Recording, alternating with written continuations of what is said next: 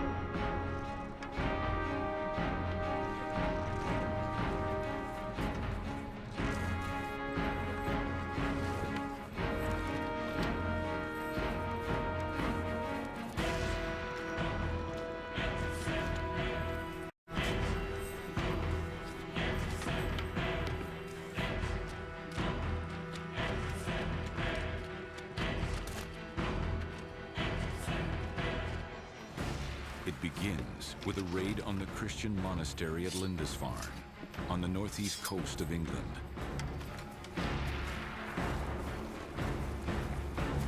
The attack is swift, savage, unexpected. The pagan raiders know full well that monasteries hold great riches, great, unprotected riches.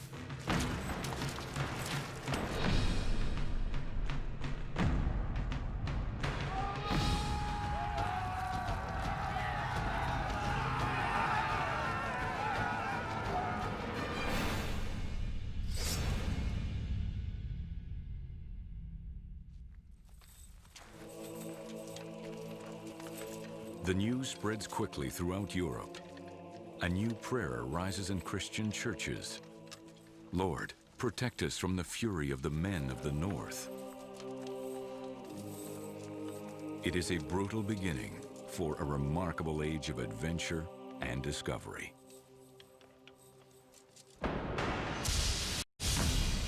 Over the next 300 years, warriors, farmers, and explorers from Scandinavia venture out to the limits of the world they know and beyond.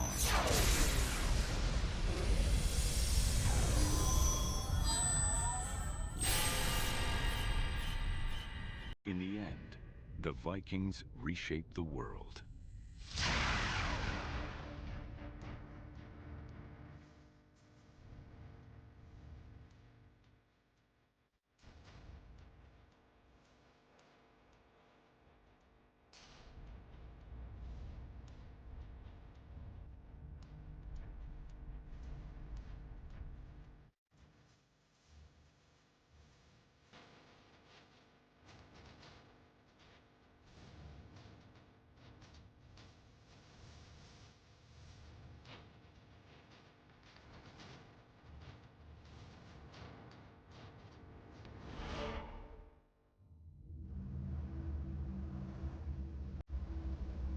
The Vikings fascinate us, but some beliefs are simply not true. The Vikings never feared fog. On the contrary, they could take advantage of it when raiding. Nor did the Vikings ever wear those horned helmets, made familiar to us by Wagner's operas, Hollywood, and comic strips. The men from the north weren't all fearsome seafaring warriors either. During the Middle Ages, most people were farmers. The Vikings were no different. At the time of the raid on Lindisfarne, they were setting out to find new riches, fame, and especially new land. In earlier times, the people living in today's Norway, Sweden, and Denmark were mostly known as traders.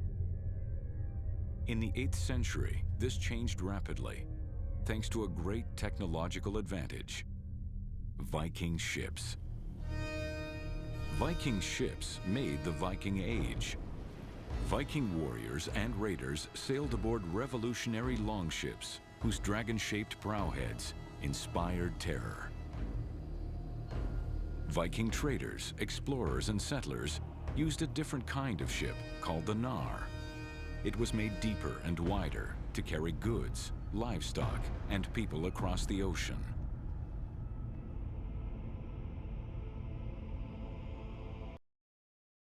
All Viking ships had hulls made of thin, overlapping planks, nailed together and sealed with tar, producing strong yet light and flexible vessels.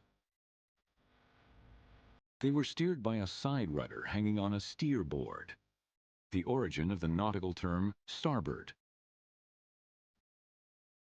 The ships were fast and symmetrical and could reverse their course readily. The longships had a shallow draft, meaning they could sail far up rivers and could be beached easily. Shipbuilding required a variety of skills. Large square sails were woven from linen or thin wool, later waterproofed with fat. On longships in particular, oars were used for precise maneuvers and in windless weather. Shipbuilding was an art, and master shipwrights commanded great respect. Their craftsmanship was legendary. So much so that tales of huge longships carrying 200 warriors were long thought to be the exaggerations of storytellers. Then, in 1997, a longship measuring 120 feet and capable of carrying 180 men was unearthed in Roskilde, Denmark. The giant longships had indeed existed. These ships give Vikings a strong superiority at sea, and thousands of them head out in search of wealth, land, and glory. In 2 centuries, the Norse, Danes, and Swedes, or Rus as they are known in the East, are everywhere in Europe. They take over large areas of England and Scotland as well as Ireland, where they found Dublin. In France, the Northmen take over a region of France that becomes known as Normandy. Viking raids reach as far south as the Mediterranean. To the east, the Rus use rivers to reach the Middle East, creating a 1,000-mile trading network and founding their own kingdom, Russia. Success makes the Vikings even more ambitious. Large fleets mount major attacks. The city of Paris must pay an enormous tribute to be spared. Soon after, a great Viking army conquers York and much of eastern England. In the east, the Vikings attack Constantinople, today's Istanbul, with fleets of hundreds of ships. Twice, the great city resists, but the Byzantine emperors are so impressed that they hire Viking warriors as an imperial guard.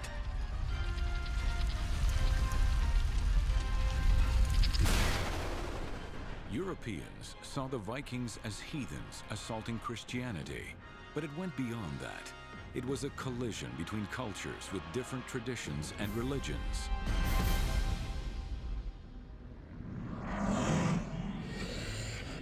Giants, dwarfs, beasts, and gods fill the crowded Viking pantheon. Warriors who die sword in hand gain a place in Valhalla, a paradise offering an afterlife of fights and feasts. Here, Viking gods are mortal. They can be tricked and lose battles. Still, wisdom reigns supreme among the gods. Odin, chief deity and a god of war, exchanges an eye for knowledge. Thor rules over weather and sends thunder and lightning. Frey gives fertility to nature, men, and their lands. These gods are still present in our daily lives. Odin's day is Wednesday, Thor's day is Thursday, and Frey's day is Friday. South and east of their homelands, Vikings come largely as raiders and warriors. Out west, they become mainly settlers and explorers. They have the North Atlantic to themselves. After settling several small islands, they find a huge land where only a handful of Irish monks has ever set foot. There, the Vikings build a new world.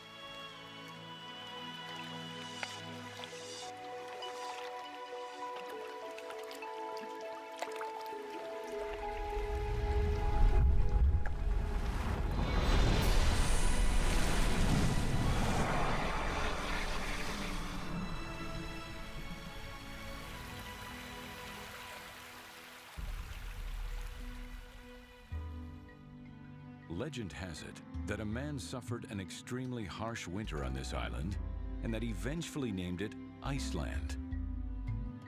Yet, Vikings from Norway and the British Isles came in droves to this unspoiled country, a country sculpted by volcanic forces and immense glaciers. Iceland is a place of otherworldly beauty, an island of mountains, lava plains, sandy beaches, and deep valleys. It is a supernatural land, a land of the gods.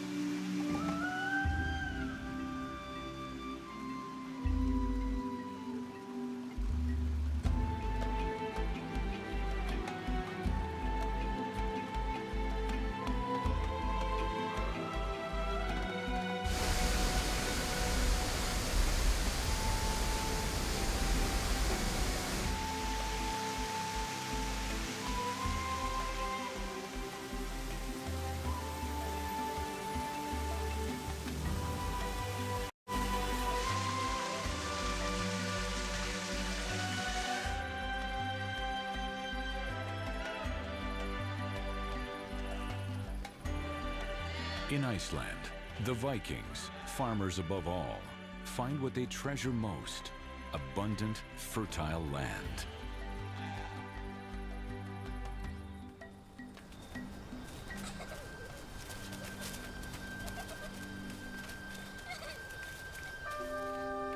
By coming to Iceland, many Vikings are also fleeing the rise of self-proclaimed kings in Norway.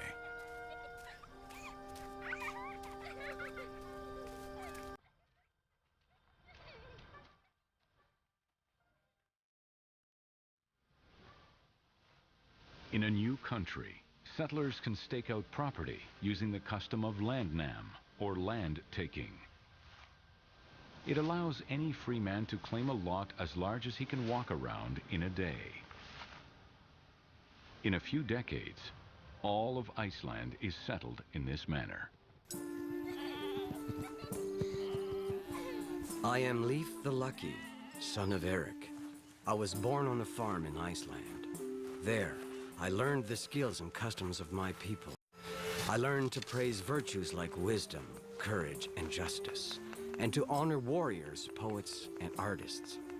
Art is ever present in our lives. It enhances everything from our most prized possessions to the most common objects. My family and my clan have always been my pride. Like every Viking, I have strived to excel in diverse skills: warfare, farming, craftsmanship, seafaring. Like every Viking, I hope to gain the most desirable thing: a favorable reputation, for only fame is undying for those who win it. I hoped our poets, the Skalds, would tell our story with well-chosen words, generation after generation.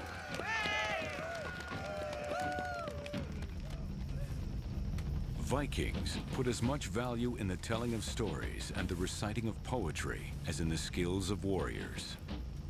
And although they had an alphabet called runes, history and tradition relied on verse.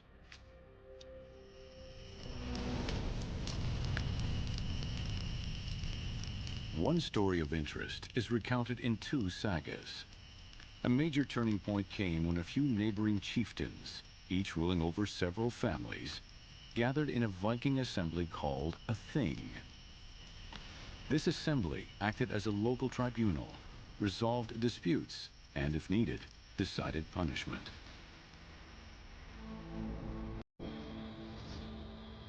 In the year 930 AD, 36 chieftains, representing all such assemblies in Iceland, came together at a site called Thingvellir. There, they created the Althing, a national assembly that defined the laws of the land.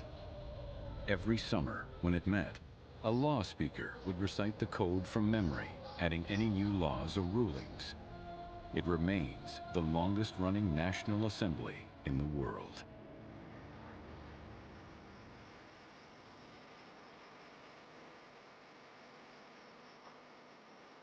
Many came freely to Iceland. Eric, my father, had little choice. He was banished from Norway for a killing he couldn't defend. My father was a quick-tempered man who had all the qualities of a leader. Feared or respected, he was Eric the Red. In Iceland, Eric marries into a rich family descended from Irish kings and gains in reputation.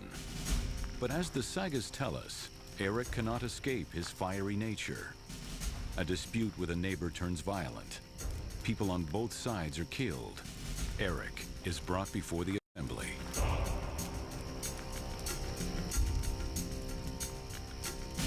My father had as many supporters as opponents, but law prevailed. Eric the Red was banished from Iceland for 3 years.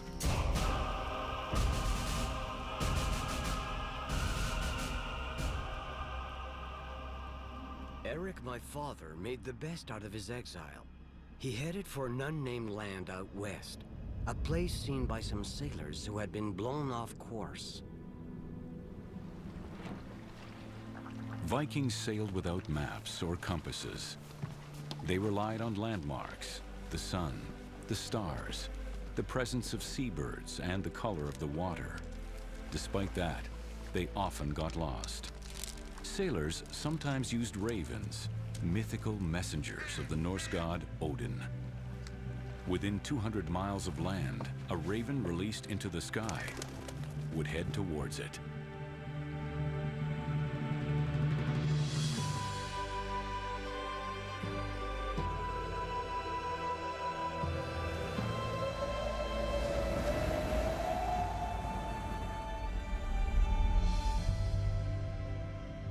Unknown to Eric, his destination was in fact the largest island in the world.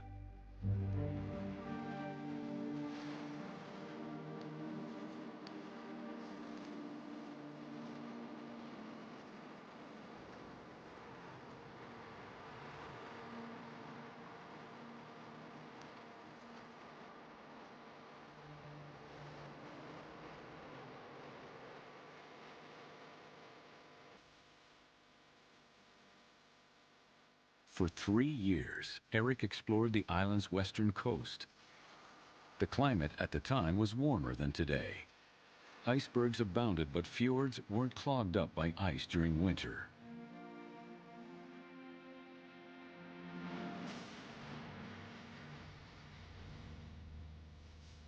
"85% of this island is covered by ice up to 2 miles thick.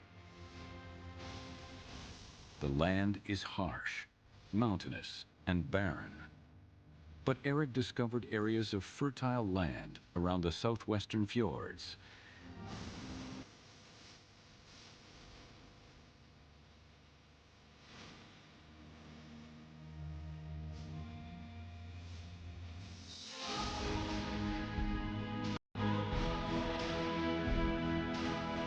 Eric did find traces of human occupation, but no one was there to challenge his rule.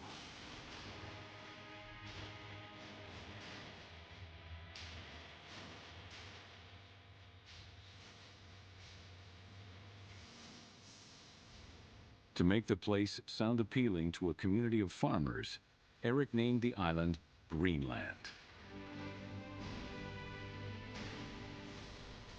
When his exile ended, Eric returned to Iceland and gathered volunteers to settle the land with him. Hundreds of people filled 25 ships with everything they could carry to start a new life in a place they had never seen. They had faith in Eric the Red. Our journey did not go quite as well as we had hoped.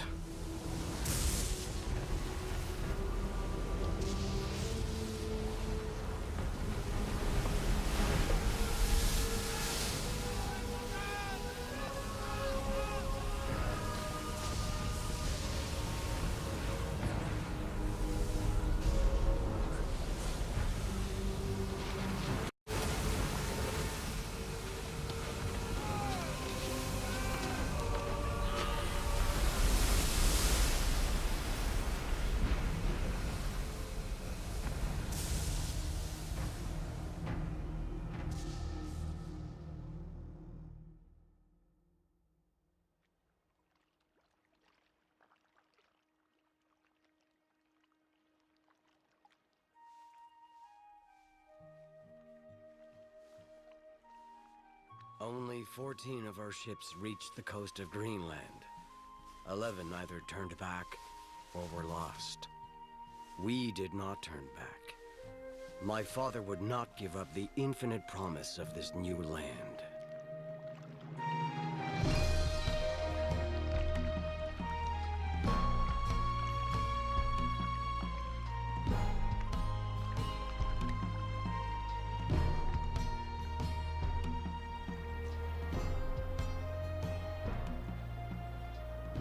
During his exile, Eric explored what became known today as Eric's Fjord. There, he had found some of the most fertile land in Greenland.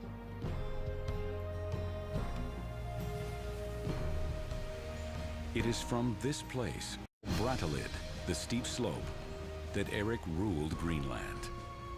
Under his leadership, the westernmost Viking settlement became a thriving colony. At the same time, Vikings everywhere were becoming Christians. Eric's wife, Chodild, had a chapel built on their farm and raised her children in the new faith. But Eric remained faithful to the Norse gods.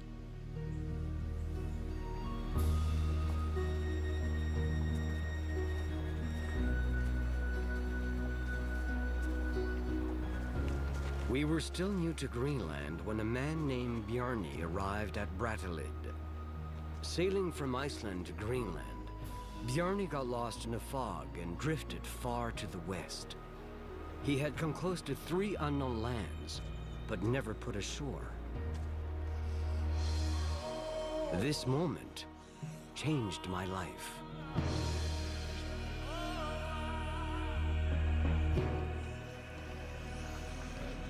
It took 15 years for my time to come. I had earned the respect of my peers, and I had the temperament to lead. Yet I still had to make a name for myself, a name that surpassed even that of Eric the Red.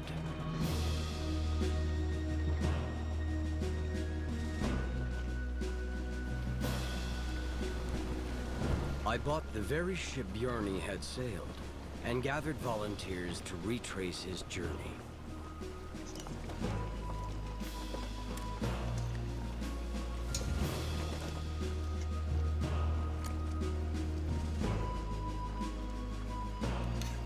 I had dreamed of these new lands since childhood. I could only hope it would be worth the trip.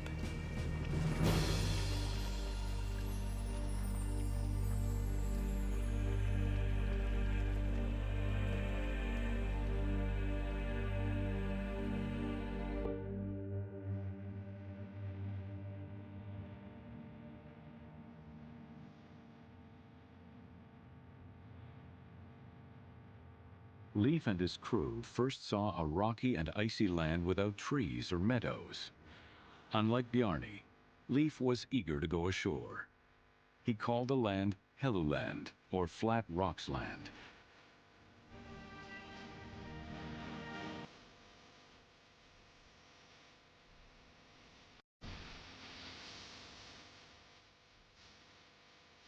They next found a land of vast forests touching the sea. This was of great interest for people from a country like Greenland, where a tree was no taller than a man. They came ashore. Leif named the territory Markland, or Forest Land. For more than a day, Leif and his crew sailed the coast of Markland, along extraordinary stretches of white sandy beaches. The sagas call them the Wonder Beaches.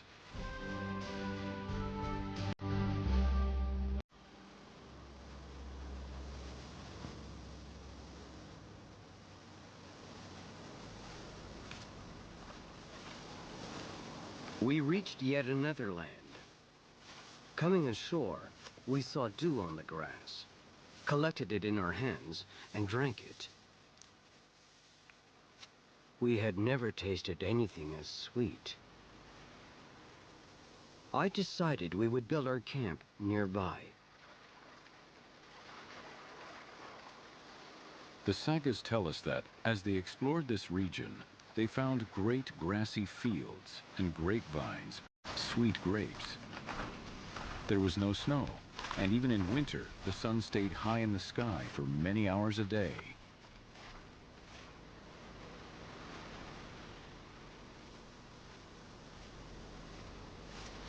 Leif named this new land Vinland.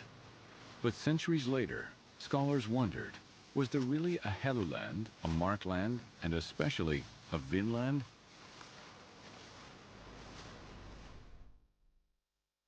In the 19th century, many interpretations of the sagas emerged. Looking for places where wild grapes could grow, scholars first looked towards Cape Cod, then Newport, Rhode Island, and even New York City. Others later proposed that the Gulf of the St. Lawrence River or the coasts of Nova Scotia could have been Vinland. The Vinland sagas contain conflicting information about who found what and where. And there was no proof to be found. Skeptics wondered if the sagas could be trusted at all. Most people still thought that Christopher Columbus had discovered America, just like all the textbooks said.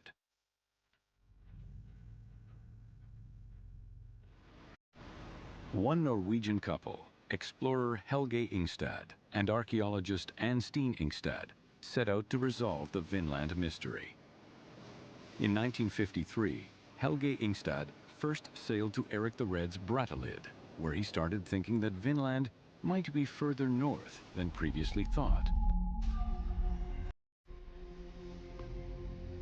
His impressions were reinforced by the Skalholt map. Drawn up in 1590, it shows Greenland, a Helluland and a Markland, as well as a Vinland promontory, remindful of Newfoundland's great northern peninsula. In the summer of 1960, Helge Ingstad sailed along the coast of Newfoundland. In every little fishing village, he asked about old sites and drew only puzzled looks. But when he got to his last port of call, Los Meadows, a fisherman named George Decker mentioned old Indian ruins.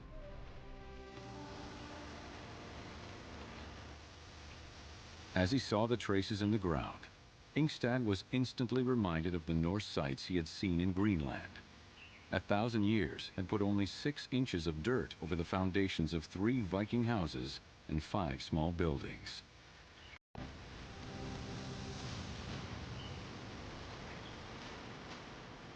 Anne Steen Ingstad led 7 years of archaeological digs at Los Meadows. She found indisputable evidence that this was a Viking settlement. Carbon testing dated the site to the year 1000, the time when Leif Erikson was said to have traveled to Vinland. The sagas had it right. Leif's itinerary became clear. Baffin Island was Helluland and Labrador Markland. There, Leif Erikson had set foot in America nearly 500 years before Columbus. Using Los Meadows as a gateway, the Vikings would sail across the Gulf of St. Lawrence into a vast region called Vinland. I had high hopes for Vinland, and the promise it held as a new Viking settlement. I spent a year exploring and gathering supplies before returning to Greenland. But there, within a few years, my father, Eric the Red, died, and I became chieftain. I never returned to Vinland. Still more expeditions follow, including one led by Leif's brother, Thorvald.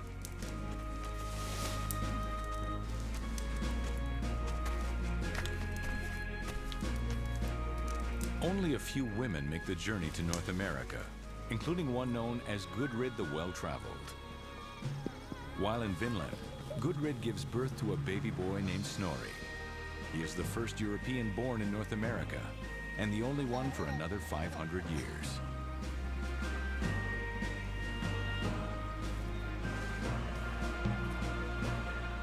Over the course of a decade or so, relatives of Leif's family come to Lausa Meadows several times.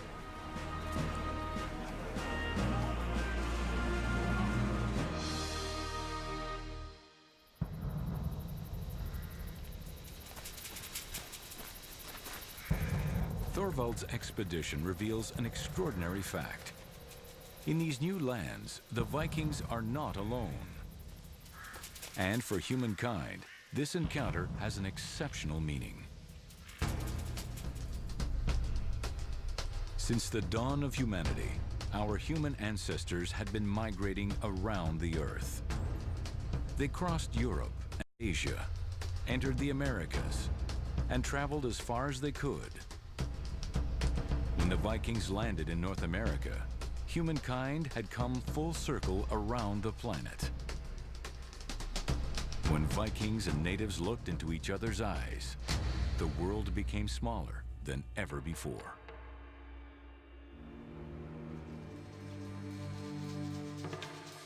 Relations between Vikings and natives eventually turned into conflict.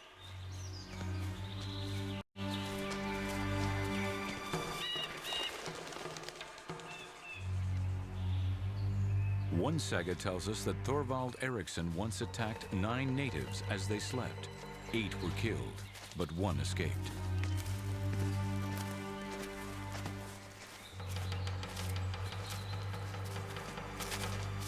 The natives struck back.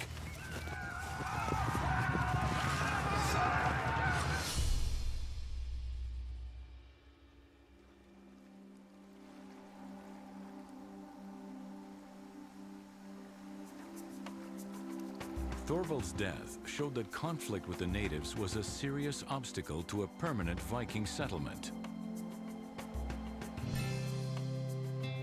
Oscar Wilde said that the Vikings discovered America, but had the good sense to lose it again. He was only half right. Vikings regularly returned to Labrador to gather supplies, especially lumber. Evidence shows that they had regular contact with the ancestors of the Inuit people.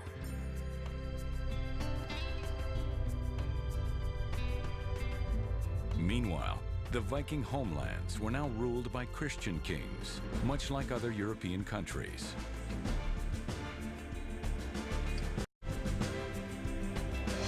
In places like Normandy, England, or Russia, the Vikings blended in with local populations until they could no longer truly be called Vikings. Ironically, it was a Viking descendant who put an end to the Viking Age in Europe. Duke William of Normandy led an army of French knights, not Viking raiders, to defeat English King Harold at the Battle of Hastings in 1066 AD. The event is immortalized in the Bayeux Tapestry, an amazing 230-foot-long embroidered narrative.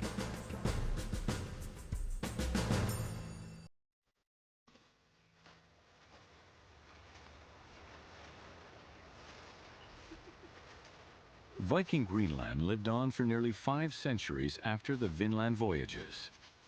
Greenlanders traded precious goods like walrus ivory and falcons. But farming slowly declined as the climate turned colder. Adapting might have meant living more like the Inuit, but but the Greenlanders insisted on living like Europeans. The last recorded event in Greenland is a wedding at Valsey Church on September 16, 1408. A few decades later, the Vikings had disappeared from Greenland.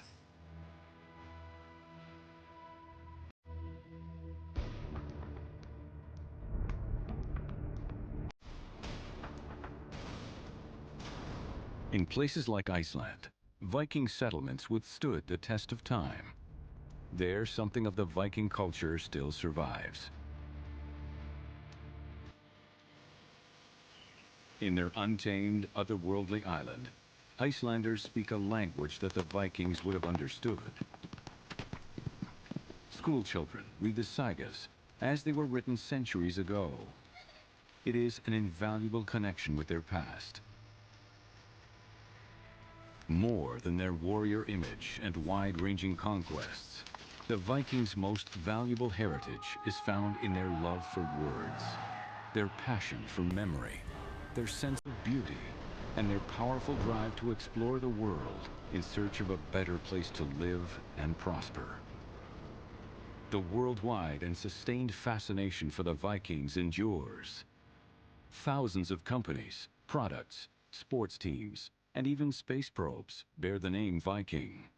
It is a badge of honor, a symbol of conquest and exploration. The best of the Viking spirit sails on.